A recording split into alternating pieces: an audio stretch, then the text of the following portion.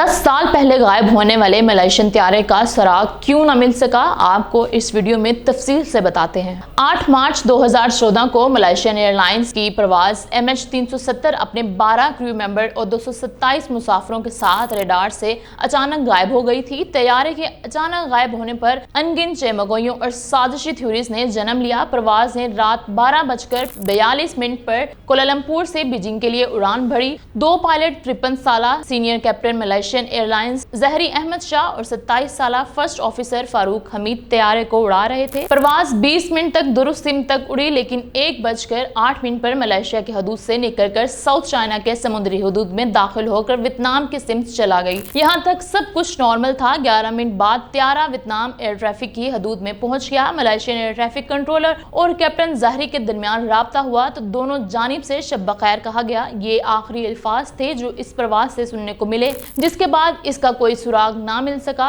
Malaysian प्रवास की गुमशुदगी एविएशन दुनिया का सबसे बड़ा पुरस्रार वाकया बन गया। वियतनाम की फिजाई हदूद में दाखिल होने के 30 सेकंड बाद यानी 1:21 पर तैयारा रडार से गायब हुआ। वियतनाम एयर ट्रैफिक कंट्रोलर ने मुशाहिदा किया, मलेशियन प्रवास हमारी फिजाई हदूद में दाखिल हुई लेकिन अचानक गायब हो गई। एयर ट्रैफिक कंट्रोलर ने तैयारे के क्रू से राब्ता किया मगर राब्ता ना हो सका। कोलालमपुर के एयर ट्रैफिक कंट्रोलर को बताया गया कि MH370 लापता हो गई है, जिसके बाद तैयारे को तलाश करने के लिए सर्च ऑपरेशन शुरू हो गया। 7 ममालिक के 34 शिप और 28 एयरक्राफ्ट ने सर्च ऑपरेशन में हिस्सा लिया, लेकिन तैयारे का कहीं नामो निशान ना मिला। 4 दिन बाद 12 मार्च को एक खबर सामने आई कि तैयारा सिविलियन रडार से जरूर गायब हुआ, लेकिन एक मिलिट्री रडार ने इसे सपोर्ट किया। मिलिट्री रडार के मुताबिक तैयारे को आखिरी बार 2:22 पर देखा गया था। प्रवास की लोकेशन साउथ चाइना सी समुद्र की बजाय इंदमान कोरबाराई लैंड में देखी गई, जो बीजिंग से बिल्कुल बरक्स थी। एक और खबर सामने आई कि तैयारा सैटेलाइट से कम्युनिकेशन कर रहा था। 2014 में सर्च ऑपरेशन बंद कर दिए गए, लेकिन डीप एविएशन सर्च ऑपरेशन शुरू किया गया।